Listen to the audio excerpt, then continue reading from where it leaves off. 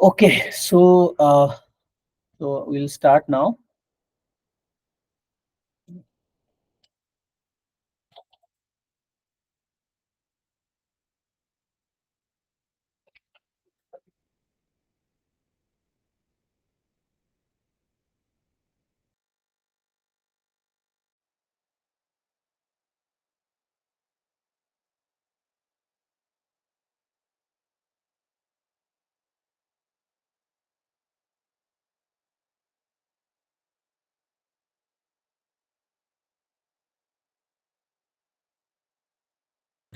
Hello, am I audible now? Yes, sir. हाँ, मैं ये कह रहा था, अभी ऑर्गेनाइजेशन साइकोलॉजी में हमने ब्लॉक 1, ब्लॉक 2, ब्लॉक 3 जो MPC 31 ऑर्गेनाइजेशंस बिहेवियर हमने अभी तक कवर किया है। Block 1, block 2, now today will discuss about block 3, that is leadership and team building, right? Block 4, I don't have any soft copy. So if you have any soft copy on block 3, please kindly arrange and share with me, right? तो आप उसको भेज दीजिएगा, ठीक है ना? तो that will be there. And attendance हमने अभी ऑनलाइन तो लिया ही नहीं, तो आप कोई ना कोई अटेंडेंस आप लोग ले लेना, जो लोग अटेंड कर रहे हैं, और उसका मैं भी गूगल फॉर्म में भेज दूंगा, उसी में आप अटेंडेंस भर देना सीट। और जो फिजिकल अटेंडेंस होगा तो कल आप आके भर देना, ठीक है? अटेंडेंस तो theory class it is not compulsory, but practical it is compulsory to attend all the class, right? Then unit जो हम बात कर रहे हैं अभी, यूनिट ऑर्गेनाइजेशन बिहेवियर में block 3, and in block 3 there are 4 unit again, right? So last unit में हम लोगों ने क्या डिस्कस किया था ऑर्गेनाइजेशन साइकोलॉजी में? It is about what is organization's behavior and all. Then job satisfaction, motivation theory, organization's commitment, right? Uh, that is discuss about the personality attitudes in this block 2, right? Then block 3 के अंदर हम लोग discuss कर रहे हैं leadership, right? Leadership कैसे होंगे, तो define leadership and importance the team building, unit 2। Then change management हम बात कर रहे हैं, लेकिन यहाँ पे कुछ चीजें ना आगे पीछे हैं, ठीक है? जो ये चेंज मैनेजमेंट हमेशा लास्ट में आती है, ठीक है? फिर again it is coming leadership here, then team building, either it will come to two, unit 2 होना चाहिए था, ठीक है? देन यूनिट 4 इज कॉन्फ्लिक्ट मैनेजमेंट, ये लास्ट में होना चाहिए था unit 2, but it is no doubt any way, it is unit 1, 2, 3, 4 इसी तरह है, ठीक है? So will go by unit 1, 2, 3, 4, block 3, right? So here leadership की बात कर रहे हैं। मैं आपको बता दूं एक brief idea, leader, leader and leadership two different thing. Leader is a person, leadership is the process, the approach when the leader has to behave, has to think about it, ठीक है?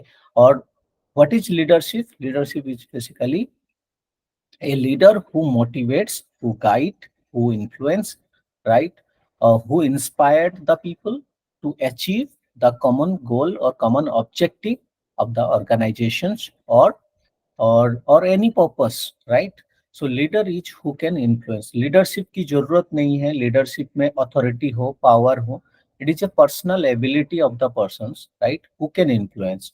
तो leadership सबके अंदर है, छोटा बड़ा कोई भी हो सकता है। Leadership can be come from any directions, ठीक है? कोई बड़े भी हो सकता है, कोई छोटे भी हो सकता है, कोई एनी डायरेक्शंस, राइट? तो जिसके पास नॉलेज है, जिसके पास स्किल्स है, जिसके पास इंफॉर्मेशन है, जरूरी नहीं है उसके पास पावर हो, पोजीशन हो, बट ए स्मॉल पर्सन और small age wise also person can experience any one. Are you getting my point? Hello? Yes, sir. ठीक है? तो leadership comes from any directions, and leader के लिए क्या चाहिए? सबसे बड़ी की एलिमेंट है इनिशिएटिव। जो इंसान इनिशिएटिव लेगा वही उसके अंदर लीडरशिप है। जो इनिशिएटिव लेगा और उसको लगातार कंसिस्टेंटली काम करेगा, तो सारे लोग उसकी सपोर्ट करेंगे, whether the financial resources is there और not, but vision, goal, objective should be clear. Then simultaneously he will connect the people and join the other people. आपने देखा होगा वो लगान मूवी, ठीक है, आमिर खान क्या किया, इनिशियली ही has got the idea to do और die to remove the lagaan from the Britishers, ठीक है, ब्रिटिशर्स से लगान को रिमूव करना था। तो उसने एक आइडिया आया कि हम ये अगर गेम खेले तो 3 साल लगान देना नहीं पड़ेगा। तो उनको कोई आइडिया नहीं था गेम के बारे में, कुछ चीजें नॉलेज, बट उसने सोचा, एक लीडर आइडिया लिया, बट धीरे धीरे उसको सबको जोड़ा, कॉन्सेप्चुअलाइज किया, and finally on the match and defeat the Britishers, ठीक है। तो इसी तरह लीडर, उसके पास उस टाइम पे कोई रिसोर्सेस नहीं था, नॉलेज नहीं था, बट एक आइडिया क्लिक किया and it transform whole things. Are you getting my point, yes और नो? ठीक है। Yes sir.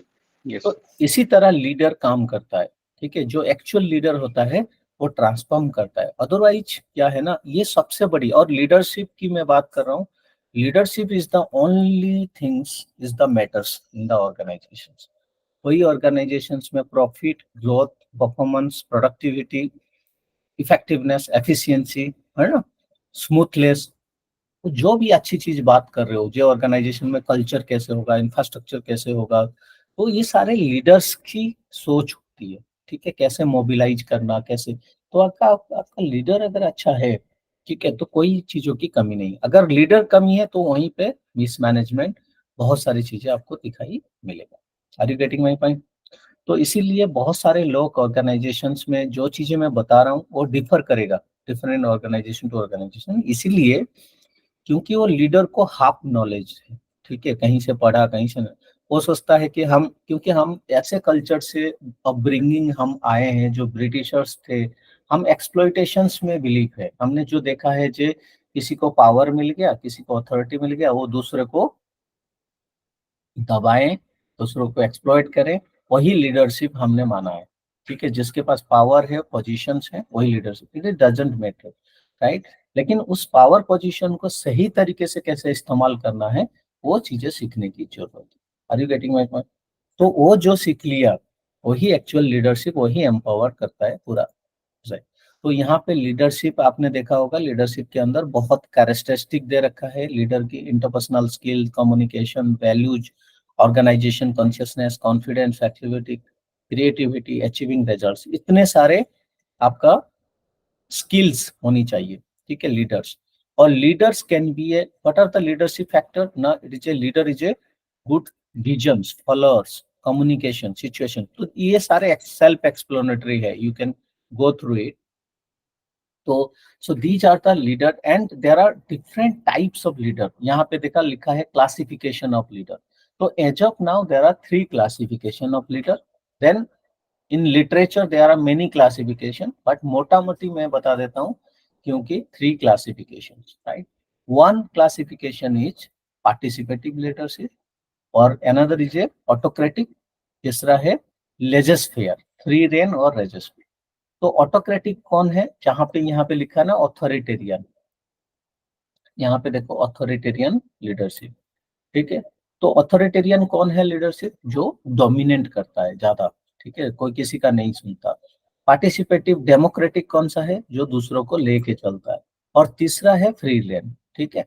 तो बाकी यहाँ पे बहुत सारे लीडरशिप स्टाइल दे रखा है, जैसे intellectual leadership, self appointed leadership, ये सारे इन्हीं की बीच में ही है। मोटा मोटी 3 है, autocratic, democratic and legislative leadership, ठीक है। जैसे यहाँ कह रहा है कि एक्सपर्ट लीडर, एक्सपर्ट लीडर मतलब जिसको ज्यादा नॉलेज है किसी फील्ड में, ठीक है, वो एक्सपर्ट लीडर हो गया। कोई डोमिनेंट करता है, वो डोमिनेंट लीडर है। आर्टिस्टिक, कोई आर्टिस्टिक फील्ड में ज्यादा अच्छा है, वो आर्टिस्टिक लीडर हो गई, है ना। तो इस तरह की इनका डेफिनेशन है, बट मोटा मोटी 3 टाइप ऑफ लीडर, ठीक है। थर्ड लेजिस्लेयर, लेजिस्लेयर बोला सर आपने? लेजिस्फेयर, लेजिस्फेयर और फ्री रेन। सर थोड़ा सा स्पेल करेंगे एक बार? आप LEGIS। लेजिस्फेयर लीडरशिप, ठीक है, लेजिस्फेयर में आपको,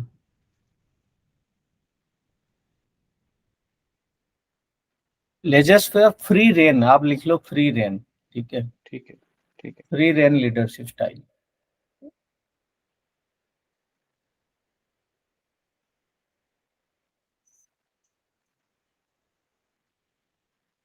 इसमें भी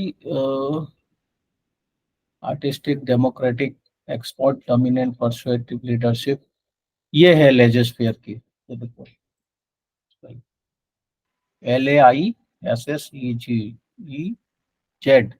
लेजिस्फेयर। ठीक है, ठीक है सर। ठीक। तो यहाँ पे डिफरेंट लीडरशिप स्टाइल दे रखा है, आप देख सकते हो। परसुएटिव लीडरशिप, अलग अलग, कंफ्यूज होने की जरूरत नहीं है, 3 तरह की है। बाकी अदर टाइप कैटेगरी हम उनकी सब नेचर के हिसाब से बनाया है। ठीक है, जैसे ट्रांसफॉर्मेशनल लीडर हो गया, वो एक सब कैटेगरी हमने बनाया, ट्रांसफॉर्मेशन, जो फोकस करता है पूरी ट्रांसफॉर्मेशन। और ये ट्रांसफॉर्मेशनल लीडरशिप के अंदर सारे क्वालिटी होती है। ठीक है? तो वो चीज आपको देखना है, ट्रांसफॉर्मेशनल लीडरशिप। ठीक है, जे आज के टाइम पे अगर देखोगे ट्रांसफॉर्मेशनल लीडरशिप इंडिया में सिर्फ मोदी जी हैं, जो आप देखोगे फिजिकल इंफ्रास्ट्रक्चर से लेके सब कुछ जो है इज कनेक्टिंग। क्योंकि ट्रांसफॉर्मेशनल लीडरशिप की 4 उसकी एट्रीब्यूट्स हैं, मतलब कैरेक्टरिस्टिक क्या है ना। आईडी उनका है idealised influence, idealised influence, then inspirational motivation, दूसरा। ठीक है, inspirational motivation, then intellectual stimulations. ठीक है, and fourth is a individual consideration. ये 4 स्टाइल है जो ट्रांसफॉर्मेशनल लीडरशिप। आइडियलाइज्ड इन्फ्लुएंस क्या है, जिसका बड़ी बड़ी विजन हो। ठीक है, grand vision, he can connect with anyone, right. तो that is one transformational leadership. जी।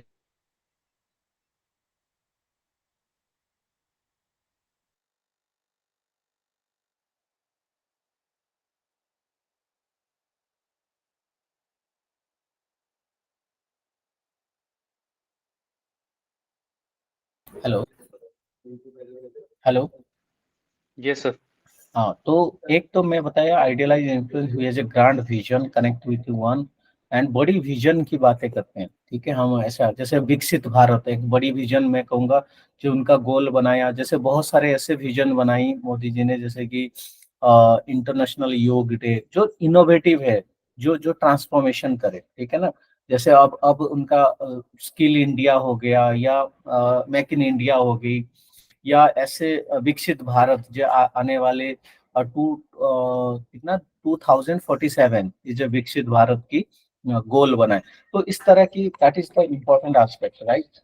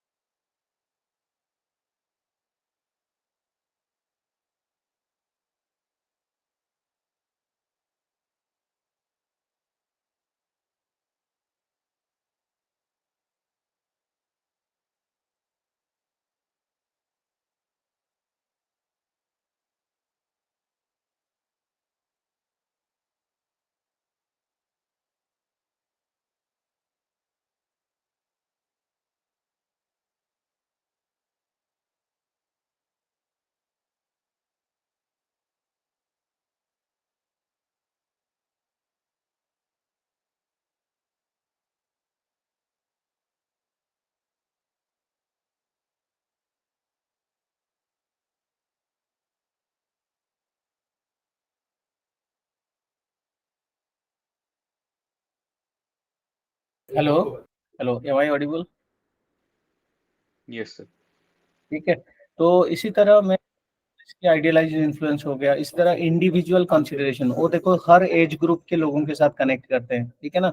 तीसरा हो गया, अगर आप देखोगे, intellectual stimulation, intellectual stimulation is taking bold decisions. तो उन्होंने काफी सारे, बहुत सारे बोल्ड डिसीजन, जैसे जीएसटी हो गया, या बहुत डिमोनिटाइजेशन हो गई।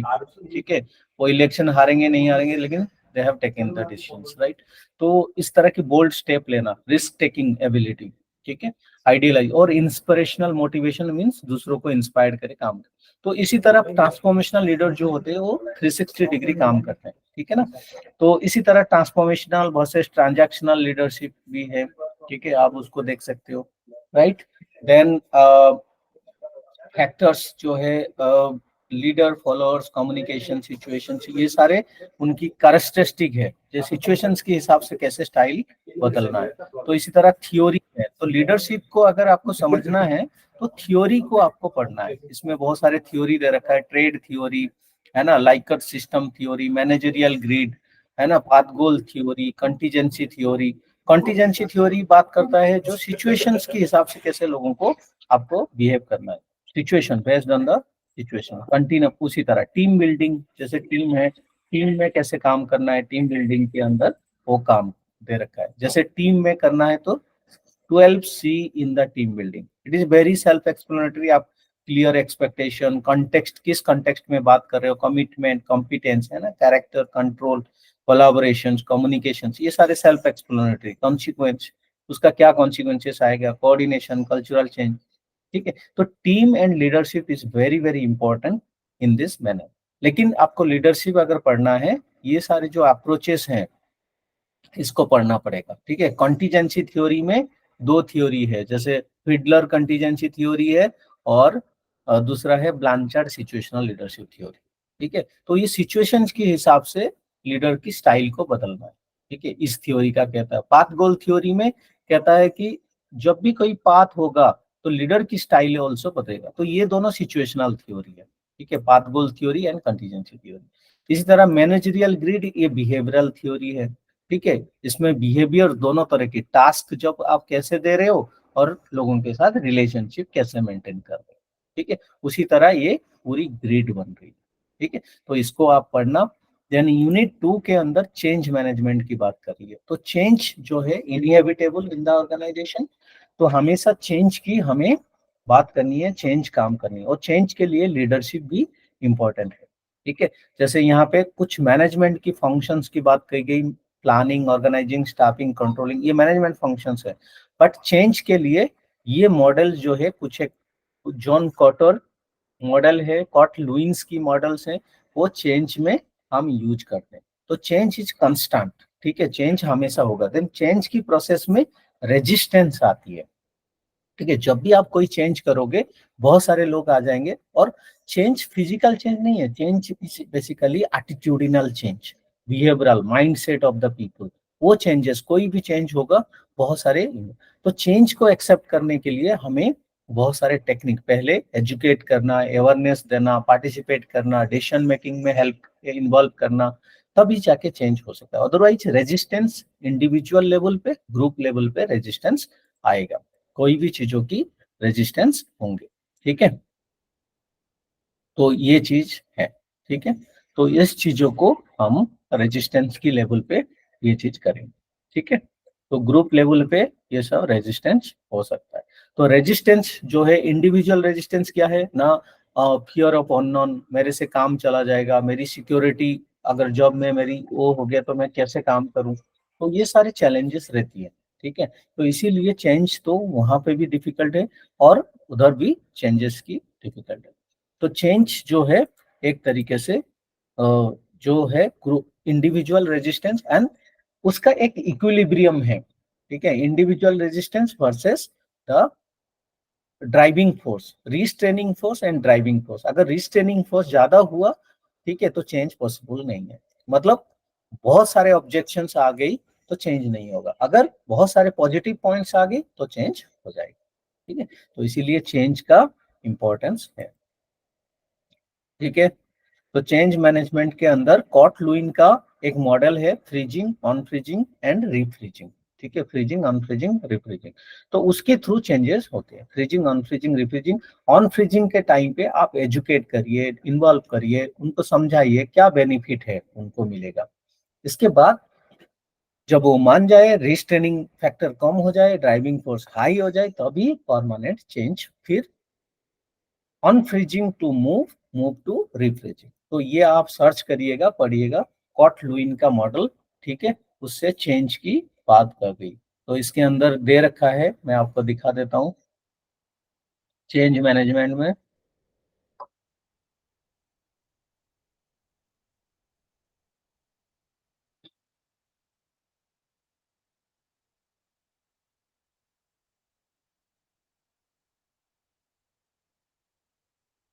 ठीक है, आप देखना इसको कहीं पे होगा।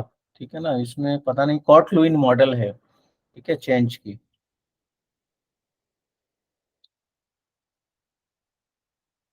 और training development is the main aspect जो चेंज आपका कर सकता है। देखो यहाँ पे ट्रिक लिखा है, how to be change Kotter 8 step of Kotter's change. इसी तरह कॉट लुइन का भी मॉडल है चेंज मैनेजमेंट की। ठीक है, उसको भी आप पढ़ोगे, कोटर्स 8 स्टेप टू चेंज। ठीक है, इसी तरह कॉट लुइन का भी मॉडल है। ठीक है, कॉट लुइन का free unfreezing moving and unfreezing moving and freezing. ठीक है, रीफ्रीजिंग। ठीक है, जैसे पानी को आपको आइस में कन्वर्ट करना है तो पानी को लेना पड़ेगा, उसको एक सही टेम्परेचर में रखोगे तभी जाके आइस कन्वर्ट होगा। आइस कन्वर्ट हुआ मतलब परमानेंट शेप ले लिया चेंज की। ठीक है, that time to finalise the change. So similarly change भी ऑर्गेनाइजेशन में ऐसे ही करना है। ठीक है, देन टीम, इसमें ज्यादा कुछ नहीं है। टीम के अंदर आप पढ़ लेना, टीम बिल्डिंग, टीम सबसे बड़ी इंपॉर्टेंट है। तो टीम को मैनेज करना, वही रिपीटेशंस हैं जो पहला चैप्टर्स की थी, इसको आप पढ़ना। टीम कैसे एस्टैब्लिश किया जाए, टीम में एक्चुअली एक सीक्रेट मैं बता देता हूँ। टीम में जब भी आप टीम में काम करो, equal credit, equal weightage, equal चीजों को आपको मेंटेन करनी पड़ेगी। ठीक है।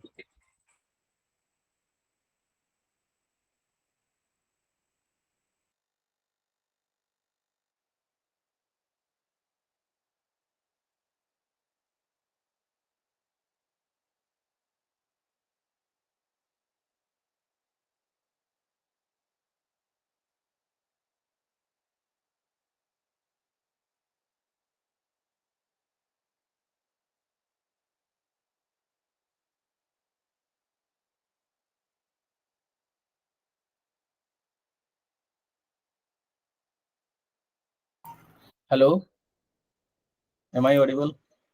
Yes sir. हाँ, team building and successful team we have to create like that.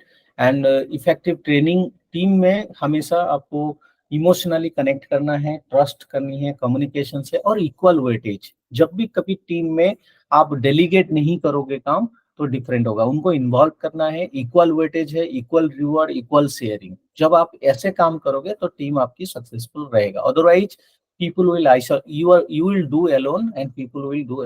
तो इसीलिए काम डिवाइड करना, इन्वॉल्व करना, ट्रस्ट करना उनके ऊपर, और उनको relationship and delegation and review also important है। और उनका सिग्निफिकेंस, जो टीम में एक रोल है उनका सिग्निफिकेंट होनी चाहिए, हर जगह प्रेजेंस होनी चाहिए। तो वो चीजों को अगर आप ध्यान रखोगे then it will be okay. ठीक है।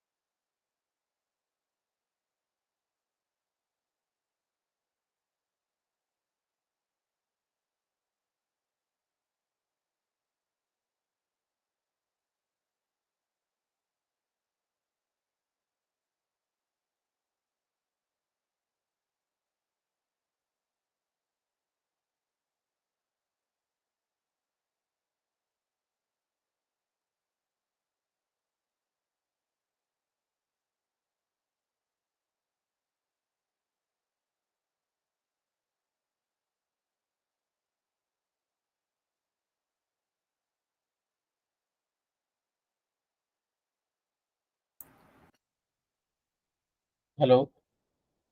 ठीक है, तो टीम बिल्डिंग आपको ऐसे ही है, टीम जो है, hello, am I, hello. Yes sir. Yes, sir, yes. Team team में ना एक टुकमैन मॉडल है, storming, forming, norming, adjourning, performing and adjourning, Tuckman models भी आप पढ़ सकते हो। कैसे ग्रुप फॉर्म होता है, टीम कैसे फॉर्म होता है, और टीम सबसे बड़ी इंपॉर्टेंट है ऑर्गेनाइजेशन में। सबसे ज्यादा नॉलेज स्किल्स की कमी नहीं होता है, सिर्फ टीम वर्क की कमी होती है। जिस दिन टीम वर्क आपने सबने कर लिया, सारे एम्प्लॉय, तो परफॉर्मेंस को कोई रोक नहीं सकता। ठीक है, this is the secret of the organisation. Right, are you getting my point? ठीक है ना? तो वही है, टीम ही इम्पोर्टेंट है। जब अगर आपको टीम को बिल्ड कर दिया, तो कोई काम जो है बड़ा नहीं हो सकता, चैलेंज नहीं हो सकते, सब काम हो जाएगा। तो main issue is the team. ठीक है, टीम क्यों दिक्कत होती है ना, हर एक को पर्सनालिटी अलग है, ईगो अलग है, अंडरस्टैंडिंग अलग है, सब्जेक्ट नॉलेज, स्किल अलग है, तो इसीलिए डिफरेंसेस आते हैं। तो इसीलिए लीडर का सबसे बड़ी रोल होता है, जैसे टीम में कैसे काम करें। ठीक है, और सबकी कल्चरल डाइवर्सिटी है ना, multi generational workforce is working together, and this is a very sensitive thing again. ठीक है, सेंसिटिव होते हैं बहुत लोग, तो इसको कैसे मैनेज करना है, वो आपके ऊपर, ये बहुत बड़ी स्किल है। Team work is a very art. ठीक है, हर किसी की बस में नहीं है टीम में कैसे काम करना है या टीम को हैंडल करना है। बहुत सेंसिटिव है, इमोशंस हैं, वो लगता है। तो इसीलिए लीडर को बहुत बारीकी से काम करना है, छोटी छोटी, इवन आप भूल जाओगे, आपने थोड़ा सा इंपॉर्टेंस नहीं दिया किसी को, सिग्निफिकेंस नहीं करी, वो वहां पे चीजें दिक्कत हो जाएगी। ठीक है, वो पीपल फील आइसोलेशन। ठीक है, रोल इनकॉन्ग्रुएंस। ठीक है, तो वो चीजें हो सकता है। तो इसीलिए बहुत सेंसिटिव है while you are working as a team. चाहे कोई ज्यादा काम कर रहा है, कोई काम, और टीम में सबसे बड़ी आइडेंटिफाई द कोर कॉम्पिटेंसी। ठीक है, हर इंडिविजुअल की कोर कॉम्पिटेंसी है, उसी हिसाब से उसको अगर काम दोगे, दे विल परफॉर्म बेटर। तो वो चीजें चैलेंज है, वो चीजों को देखने की जरूरत है। I hope I am clear your doubt. ठीक है, देन Sir, हाँ sir, but बताइए। my concern is like कि एग्जाम में हमें कैसे क्वेश्चंस आएंगे? जैसे थ्योरी तो बहुत ज्यादा है ना, बुक्स में ज्यादा बहुत है, कुछ है तो। पूछेंगे जैसे what is the team challenges, है ना, यहाँ डायरेक्ट क्वेश्चंस आता है, कोई एप्लीकेशन बेस्ड इतना क्वेश्चन आता नहीं है। लेकिन कुछ प्रीवियस ओके, ईयर क्वेश्चंस देख लोगे, 5-10 साल की क्वेश्चन पेपर ले लेना इग्नू में, वही क्वेश्चन रिपीट होता रहता है। ठीक है, झूठ बोले। ओके, ओके सर, ठीक है, तो थैंक यू। 10 साल की क्वेश्चंस देख लेना, वही रिपीट करते रहते हैं, ये कोई नया नहीं देते। ठीक है। Okay sir. ठीक है, देन रिजॉल्विंग कॉन्फ्लिक्ट। ठीक है, रिजॉल्विंग कॉन्फ्लिक्ट में क्या है, और उस क्वेश्चन पेपर में ही आपको सब मिल जाएंगे, सब चीजें। ठीक है, पैटर्न मिल जाएगा, सब चीजें मिल जाएंगे। और most of the time I have seen repeated in nature, थोड़ा सा आगे पीछे होती है क्वेश्चन। ठीक है, अगर प्रैक्टिकल आए भी है तो आप लिख सकते हो, क्योंकि these are the common sense नहीं, और but you need to rational approach के साथ आप लिख सकते हो। ठीक है, थोड़ा पढ़ोगे तो आपको सब चीजें समझ में आ जाएगी। ठीक, okay. Okay sir, thank you. Resolving conflict. ठीक है, रिजल्विंग कॉन्फ्लिक्ट होना ऑब्वियस है, कॉन्फ्लिक्ट होना भी चाहिए। कॉन्फ्लिक्ट मतलब डिसएग्रीमेंट, डिफरेंट ओपिनियन। ठीक है, तो इसीलिए कॉन्फ्लिक्ट होना जरूरी है। There are type of conflict, अगर हम बात करें फंक्शनल एंड डिसफंक्शनल कॉन्फ्लिक्ट। और कॉन्फ्लिक्ट इसीलिए होती है क्योंकि हर किसी का perception, style of working, nature, personality, है ना, थिंकिंग, लर्निंग स्टाइल, सब चीजें अलग अलग हैं। तो इसीलिए कॉन्फ्लिक्ट होना जरूरी है। There are 3 type of conflict you can see, approach approach conflict, avoidance approach avoidance conflict, and avoidance avoidance conflict. ठीक है, अप्रोच अप्रोच कॉन्फ्लिक्ट कहाँ है, जहां दो चीजें आपको डिसाइड करना, बेस्ट एंड बेटर। ठीक है, या दोनों बेस्ट है, उसको लेना है, तो वो कॉन्फ्लिक्ट को अप्रोच अप्रोच कॉन्फ्लिक्ट बोलते हैं।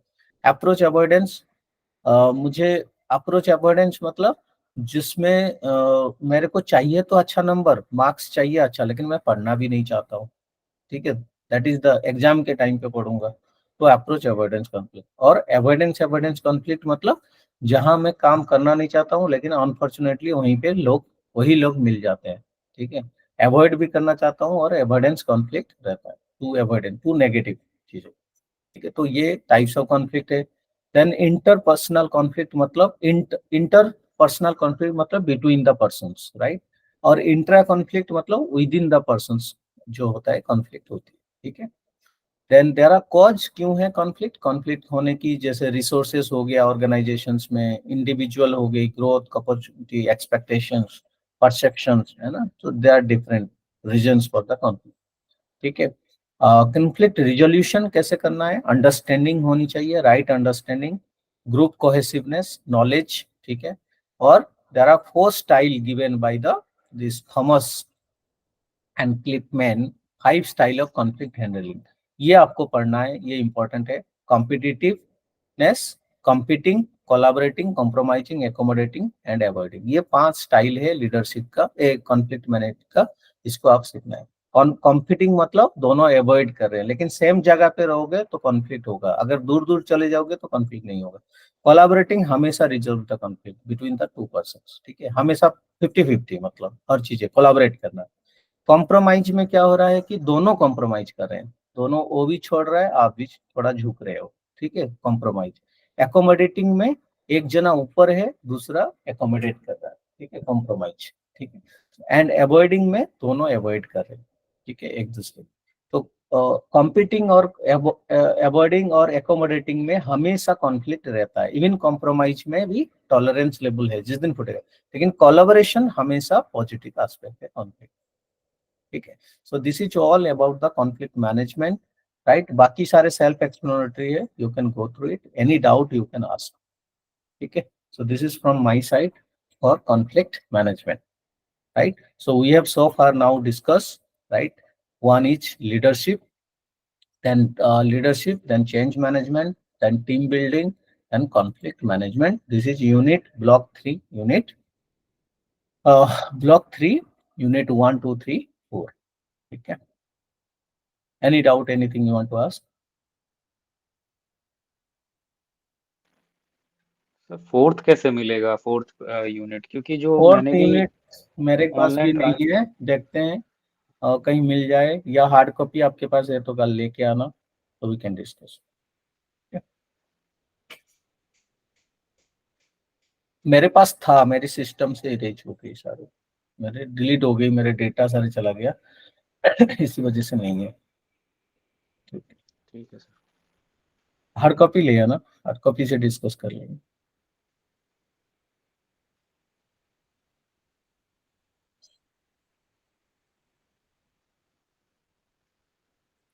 Any doubt, anything you want to ask? तो यहाँ पे ना 5 मिनट का ब्रेक देते हैं इसको, फिर हम दूसरा सेशन का शुरू करते हैं, ठीक है। Devendra, are you here?